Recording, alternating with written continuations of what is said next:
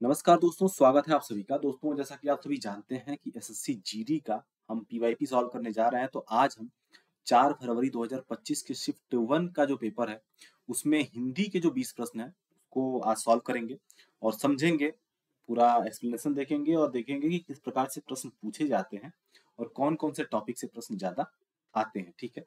तो आइए स्टार्ट करते हैं। पहला प्रश्न है हमारा, पहला है यह वस्तु ग्राह्य है, ठीक है। उपरोक्त वाक्य में ग्राह्य शब्द का विलोम बताना है, ठीक है। विलोम बताना है तो ग्राह्य का अर्थ क्या होता है? ग्राह्य का अर्थ होता है ग्रहण करने योग्य। सबसे पहले हमें इसका अर्थ पता होना चाहिए, ठीक है। ग्रहण करने योग्य,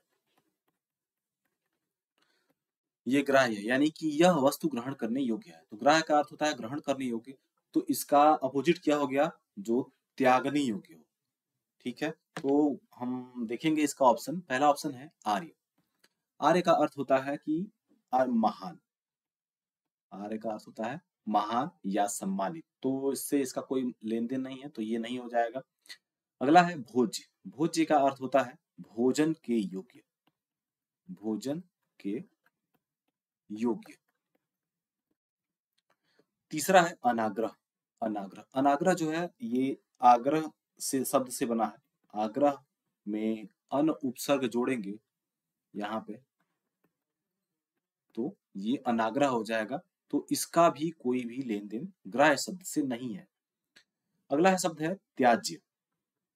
त्याज्य का अर्थ होता है त्यागने योग्य, यानी कि सही उत्तर हमारा ऑप्शन डी हो जाएगा, क्योंकि हमारा जो प्रश्न है वो ग्राह्य है। ग्राह्य का अर्थ होता है ग्रहण करने योग्य, उसका विलोम हो जाएगा त्याज्य, त्यागने योग्य। दूसरा प्रश्न है कि निम्नलिखित में से उस विकल्प का चयन करें जिसमें उचित मुहावरे का प्रयोग नहीं किया गया है। ये चीज ध्यान दीजिएगा कि उसका प्रयोग, उसका देखना हमको जिसमें सही मुहावरा नहीं है। तो पहला प्रश्न है कि मैंने तो काम करने के लिए कमर कस ली, अब सब कुछ करना है अपने परिवार के लिए। यानी कि इसमें व्यक्ति का कहना ये है, कमर कसने का अर्थ ये होता है कि तैयारी कर लेना, यानी कि हमने अब तैयारी कर ली है, अब सब कुछ करना है अपने परिवार के लिए। दूसरा है तुमने मेरा इतना नुकसान किया, अब मैं तुम्हारे कपड़े न उतरवा लिए तो मेरा नाम नहीं। कपड़े उतरवाने का अर्थ सीधा सीधा है कि इज्जत उतारना, बेइज्जती करना या नंगा करना, ठीक है। तो इसमें यह है कि तुमने मेरा नुकसान किया है, अब मैं तुम्हारी इज्जत उतारूंगा, तो ये भी, इसका भी प्रयोग सही है। तुमने मेरा इतना पैसा ले रखा है लेकिन मुझे देखते ही कनी चाटने लगते हो। चाटने, ये गलत शब्द है यहाँ पे, ये सही नहीं है। कन्नी चाटना नहीं, कन्नी काटना होता है, और कन्नी काटने का अर्थ होता है मुंह फेर के निकल जाना। तो ये ही सही ऑप्शन हो जाएगा, क्योंकि इसमें सही मुहावरे का प्रयोग नहीं किया गया है। आइए विकल्प चौथा भी देख लेते हैं। इसमें क्या है कि मैं चाहे कब्र से खोद कर पैसा लाऊं, तुम्हें क्या मतलब है, तुम तो यह जमीन बेचने के लिए बस मान जाओ।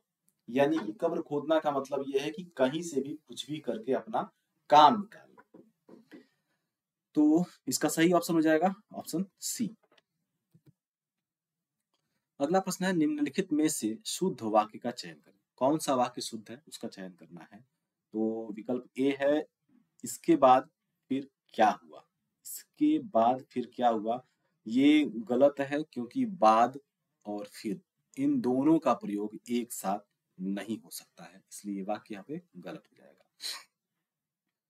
अगला है यह कैसे संभव हो सकता है। देखिए, संभव और सकता दोनों ही संभावनाओं से जुड़ा शब्द है, इसलिए दोनों का प्रयोग एक साथ नहीं होता है। अगर इसका सही वाक्य हम करें तो यह होगा यह कैसे संभव होगा, या यह कैसे संभव है। यहाँ सकता का प्रयोग नहीं आएगा। अगला है मेरे पास केवल एक घड़ी है। यह वाक्य सही है, इसमें कोई त्रुटि नहीं है। अगला है मैं प्रातः काल के समय पढ़ता हूँ। देखिए, काल और समय दोनों ही समय को ही इंगित करने वाले शब्द है, इसलिए समय का प्रयोग यहाँ पे गलत है। तो इसमें सीधा सीधा यही हो जाएगा कि मैं प्रातः काल पढ़ता हूँ। ठीक है, तो ये इसका सही वाक्य हो जाएगा। तो हमारा सही उत्तर क्या है? वो है विकल्प सी। अगला प्रश्न, निम्नलिखित में से विशेषण युक्त पद नहीं है, यानी कि कौन सा शब्द जो है जो विशेषण युक्त पद नहीं है, ये देखना है। तो विशेषण क्या होता है? विशेषण वो शब्द होते हैं जो किसी की विशेषता बताते हैं, जो किसी की विशेषता बताते हैं उसको हम विशेषण कहते हैं। और जिसकी विशेषता बताई जाती है, यानी कि जिसकी विशेषता बताई जाती है उसे विशेष्य कहा जाता है। ठीक है, वो सामान्यतः संज्ञा शब्द होते हैं, उनको हम विशेष्य कहते हैं। तो ये विशेष्य हो जाएगा और ये विशेषता शब्द जो बताएगा वो शब्द हो जाएगा विशेषण। ठीक, तो इसमें हमको देखना है कि किसमें विशेषण शब्द का प्रयोग नहीं हुआ है। तो पहला है उत्तर चढ़ाव, इसमें से कोई भी शब्द विशेषण नहीं है जो किसी की विशेषता बता रहा हो। ठीक है, आइए अगला देख लेते हैं कि लाल कपड़ा। लाल और कपड़ा, लाल जो शब्द है ये एक प्रकार का विशेषण, ठीक है, और कपड़ा जो है वो है विशेष्य। यहाँ पर जो है लाल कपड़े की विशेषता बता रहा है। दूसरा है मोटा लड़का। मोटा शब्द जो है ये एक प्रकार का विशेषण है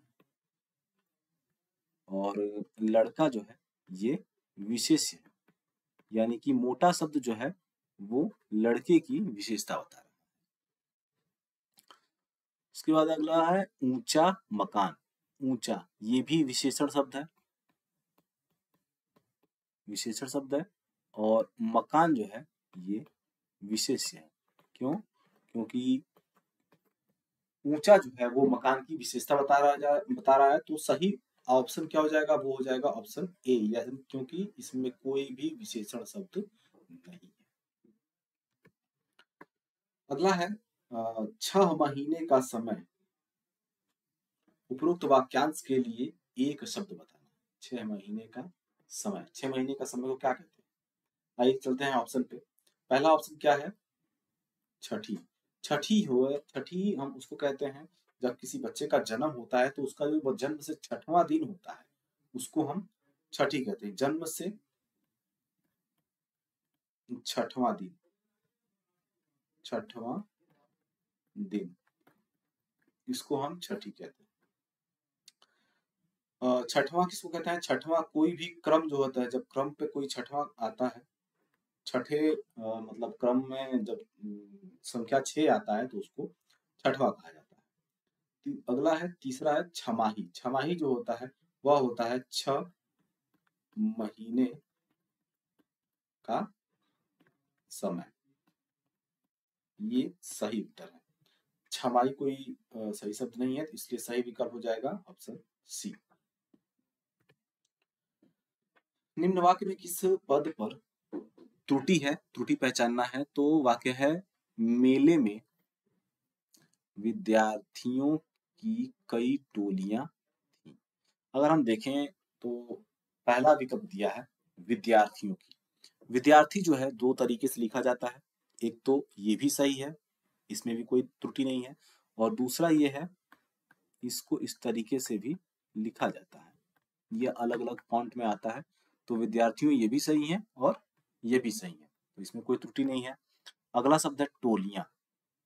टोलियां, टोली का जो बहुवचन शब्द है, लेकिन इसमें जो है बड़ी ई की मात्रा का प्रयोग नहीं होना चाहिए। इसका शुद्ध रूप होगा टोलियां, यहाँ पे छोटी ई मात्रा होगी। मेले में इसमें कोई त्रुटि नहीं है, कई इसमें कोई त्रुटि नहीं है, तो सही विकल्प क्या हो जाएगा? वो हो जाएगा ऑप्शन बी। अगला है विष्णु के पर्यायवाची शब्द बताना है। पर्यायवाची शब्द क्या होता है? पर्यायवाची शब्द वो होते हैं जो शब्द अलग होते हैं लेकिन उनके अर्थ जो है वो एक ही समान होते हैं, उनको पर्यायवाची शब्द कहा जाता है। तो विष्णु का पर्यायवाची देखना है। इसमें से सबसे पहला ऑप्शन क्या है? जनार्दन। जनार्दन जो है ये विष्णु का पर्यायवाची, ये सही है। ठीक है, इसके अगर विष्णु के अन्य पर्यायवाची की हम बात करें तो एक है हरि, जो कि अक्सर पूछा जाता है परीक्षाओं में। अगला है नारायण, नारायण के बाद है माधव, माधव, या अगला है केशव। ये वैसे तो बहुत सारे हैं, लेकिन ये प्रमुख हैं जो कि बार बार परीक्षा में पूछे जाते हैं। तो ये सही उत्तर है। बाकी अन्य विकल्प को देखते हैं कि नागेंद्र, नागेंद्र का अर्थ क्या होता है? नाग का इंद्र, नाग अगर इसको हम तोड़ें तो ये ऐसे आएगा, नाग का इंद्र यानी कि नागों का राजा। तो इसका जो है अर्थ होता है वासुकी। यही जो है नागेंद्र का सही पर्यायवाची होता है। राकेश, राकेश क्या होता है? राकेश जो है हम चंद्रमा का पर्यायवाची है, चंद्रमा का पर्यायवाची है। नागेश, ये भी नाग प्लस ईश से नागेश बनता है, इसलिए ये भी जो है वासुकी का पर्यायवाची है। प्रश्न 8 की बात करें तो निम्नलिखित वाक्यांश हेतु सार्थक शब्द की पहचान करें।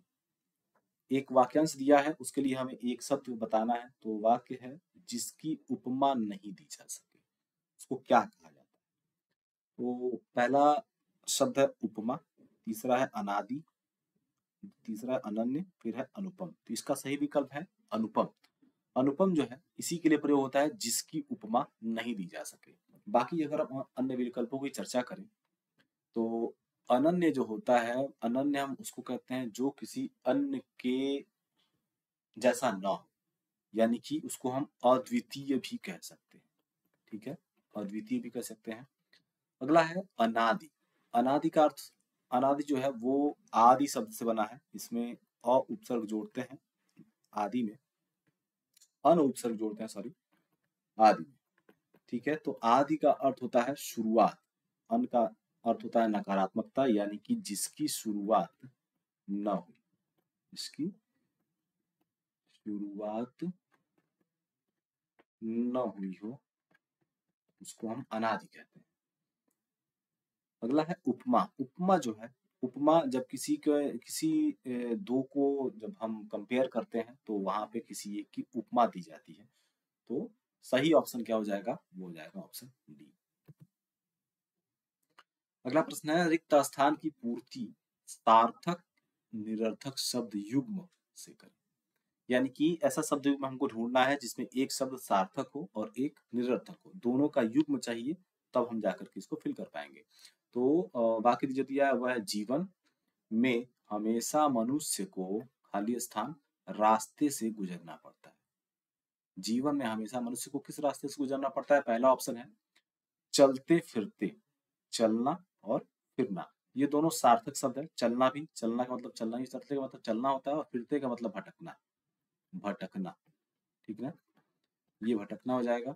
अगला है सुगम, पहले तो इसमें कोई युग्म नहीं है, सिर्फ एक ही शब्द है, तो ये ऐसे ही खत्म हो जाएगा। और दूसरा ये एक सार्थक शब्द है सुगम, यानी कि सही रास्ता, सही रास्ता या अच्छा रास्ता जिसको कह सकते हैं। ठीक है, अगला है टेढ़े मेढ़े, ये दो शब्द हैं। पहला है टेढ़े, यानी कि जिसका अर्थ होता है टेढ़ा, और मेढ़ा एक निरर्थक शब्द है जिसका कोई भी अर्थ नहीं होता है, तो इसका प्रयोग हम इसमें कर सकते हैं। तो अगर प्रयोग करके देखें तो ये वाक्य कुछ ऐसा बन जाएगा कि जीवन में हमेशा मनुष्य को टेढ़े मेढ़े रास्ते से गुजरना पड़ता है। तो यही है जो इसका सही उत्तर हो जाएगा।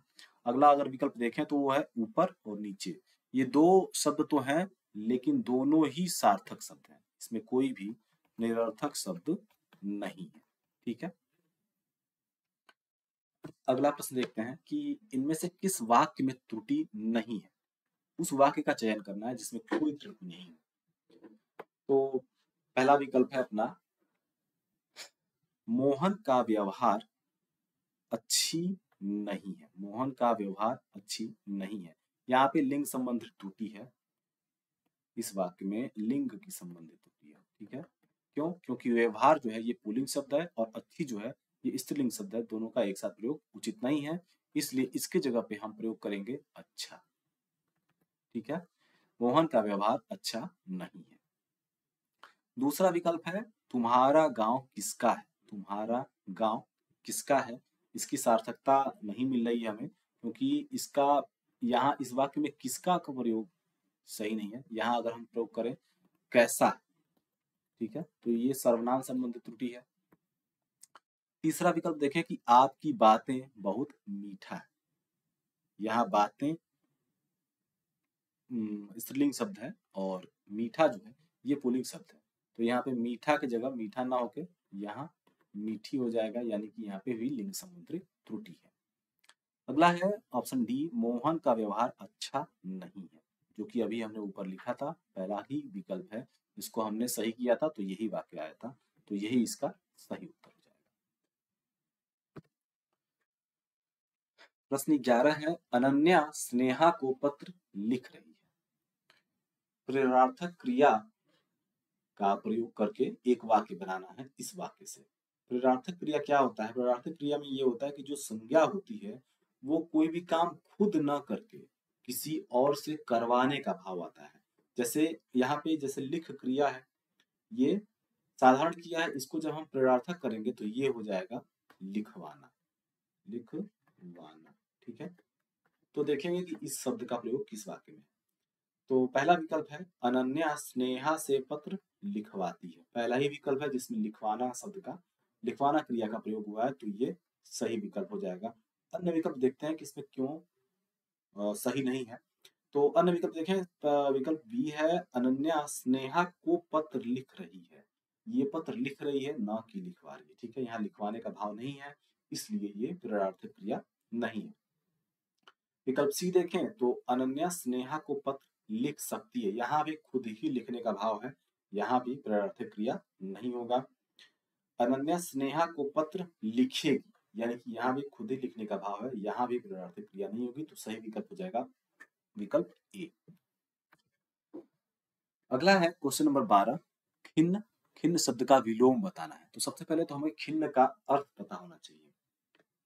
खिन्न का अर्थ होता है असंतुष्ट, असंतुष्ट या अप्रसन्न, ठीक है।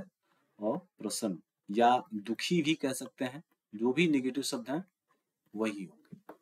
तो इसका विलोम बताना है, तो सबसे पहला विकल्प जो है वो है अप्रसन्न, तो ये तो इसका पर्यायवाची हो जाएगा, क्योंकि दोनों का अर्थ सेम है। दूसरा विकल्प जो है वो है मलाल। मलाल का मतलब होता है असंतुष्ट, असंतुष्ट, तो ये भी इसका पर्याय ही हो जाएगा। अगला है दुखी, ये भी जो है पर्याय हो जाएगा। कि चौथा विकल्प जो है वो है प्रसन्न, यानी कि खुश। ये जो है खिन्न का विलोम, सही उत्तर होगा ऑप्शन डी। अब प्रश्न 13 की बात करें तो मेरे परीक्षा में अच्छे अंक आए। वाक्य में प्रयुक्त रेखांकित अंक के लिए उचित विकल्प का चयन करें। जो अंक ये शब्द है, इसके लिए हमको विकल्प में से एक चयन करना है कि क्या है सही इसके लिए। देखिए अंक जो है, अंक एक ऐसा शब्द है जिसके कई सारे अर्थ होते हैं, लेकिन वाक्य के अनुसार इसके भाव बदलते रहते हैं। तो अगर हम प्रयोग देखें तो सबसे पहला है गिनती के अंक, तो ये सही उत्तर हो जाएगा, क्योंकि जो यहाँ पे अंक परीक्षा में है वो गिनती के ही अंक के लिए इसका प्रयोग हुआ है, ठीक। दूसरा जो है, बाकी जो तीनों शब्द हैं, भाग्य, नाटक के अंक या अध्याय, ये इसके पर्यायवाची हैं, ठीक है। ये इसके पर्यायवाची या समानार्थी शब्द।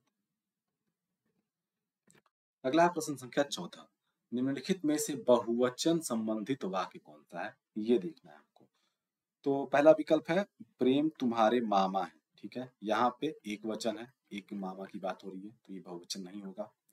दूसरा है प्रेम और हरि तुम्हारे मामा है, यहाँ दो लोगों की बात हो रही है, ठीक, दो लोगों की बात हो रही है, इसलिए ये बहुवचन हो जाएगा, सही विकल्प हो जाएगा विकल्प बी। तीसरा अगर देखें हम तो देवराज अत्यंत वीर हैं, ये भी एक वचन की बात हो रही है। और चौथा विकल्प है वह एक दाता है, तो ये भी जो है एक वचन की ही बात कर रहा है, तो सही विकल्प ऑप्शन बी हो जाएगा इसका। प्रश्न 15 की बात करें तो तोता उड़कर पेड़ की और खा लिया स्थान। देशज शब्द युक्त विकल्प चुनकर वाक्य को पूरा करना है, यानी कि इस जो खाली स्थान है इसमें एक देशज शब्द प्रयुक्त वाक्य को भरना है। तो आइए विकल्प में देखते हैं कि क्या है। विकल्प में है सबसे पहला शाखा पर बैठ गया, यानी कि तोता उड़कर पेड़ की शाखा पर बैठ गया। वाक्य तो सार्थक हो जाएगा, लेकिन जो शाखा शब्द है ये देशज शब्द नहीं है। विकल्प बी देखें तो डाल पर बैठ गया, डाल भी जो है ये देशज शब्द नहीं है। तीसरा है फुनगी, फुनगी जो है ये एक देशज शब्द है जिसका अर्थ होता है शाखा या टहनी। टहनी पर बैठ गया, टहनी भी देशज शब्द नहीं है, तो सही उत्तर हो जाएगा इसका विकल्प सी। खाली स्थान देखते हैं कौन कौन से प्रश्न हैं। तो पहले तो ये पैसेज हम देख लेंगे, ठीक है, उसके बाद हम सीधा प्रश्न पे आते हैं। प्रश्न नंबर 16 जो है उसमें ये लिखा हुआ है जो भी उत्तर देना है उस गद्यांश के आधार पर ही देना है, इस बात का विशेष ध्यान रखना है। तो प्रश्न है उससे कुछ दूर एक उम्र दराज मगर तंदुरुस्त आदमी शहनाई जैसा खाली स्थान बजा रहा था। तो हमें अगर हम नहीं भी पढ़ते हैं उसको तो बहुत आसानी से इसका उत्तर दे सकते हैं कि शहनाई जैसा कुछ बजा रहा था। यहाँ पे क्या भरना है वो देखेंगे इस विकल्प से। तो अगर हम पहला विकल्प देखें तरह का, शहनाई जैसा तरह का बजा रहा था, तो ये यहाँ पे नहीं होगा, ठीक है। अगला है वाद्य, शहनाई जैसा वाद्य बजा रहा था, तो ये सही उत्तर हो जाएगा, ठीक है। अगला देखते हैं बाज, बाज ये जो है ये एक सार्थक शब्द नहीं है, ये गलत है। उसके बाद अगला है शहनाई जैसा समान, समान जो है यहाँ पे नहीं हो सकता है क्योंकि यहाँ पे ऑलरेडी जैसा शब्द का प्रयोग हो चुका है, ठीक है। तो जैसा और समान दोनों एक साथ प्रयोग नहीं होंगे, इसलिए जो सही उत्तर है वो है ऑप्शन बी। अगला है क्वेश्चन नंबर 17, उसने काला लबादा गाउन पहन रखा।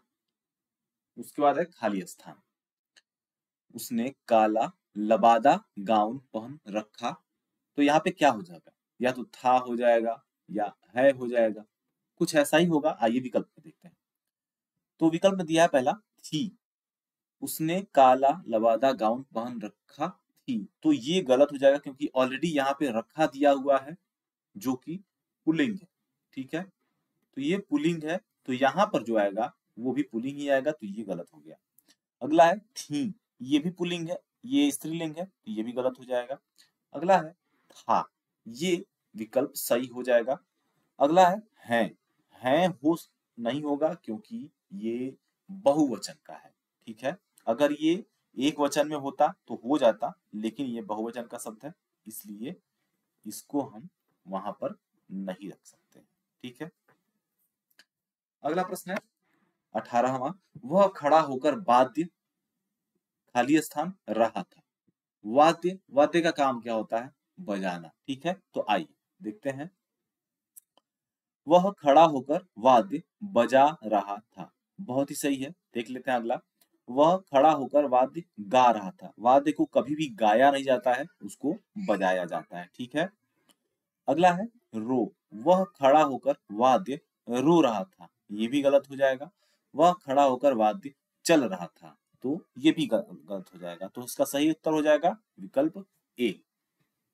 अगला है 19वां प्रश्न, लोग उसके सामने अदब से गुजर रहे थे। अदब से गुजर रहे थे, इसमें जो है अदब का विपरीत शब्द चुनकर लिखिए। अदब का हमको विलोम शब्द पहचानना है।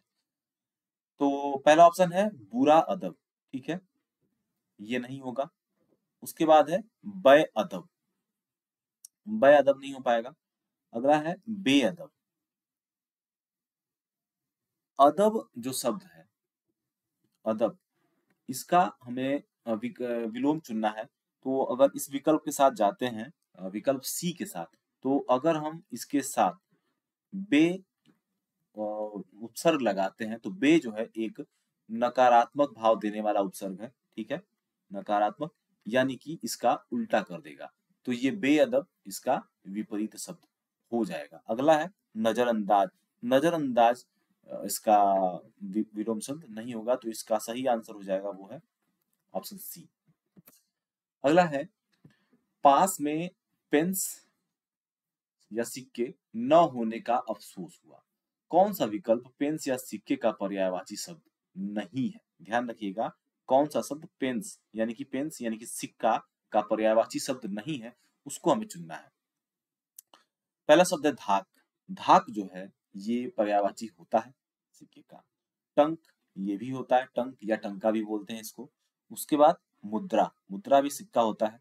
रूपक, रूपक जो है ये पर्यायवाची सिक्के का नहीं है, ये जो है चांदी का पर्यायवाची है। ठीक है, तो ये सही उत्तर हो जाएगा क्योंकि ये गलत है। ठीक है, तो ये 20 प्रश्न समाप्त हुए आपके।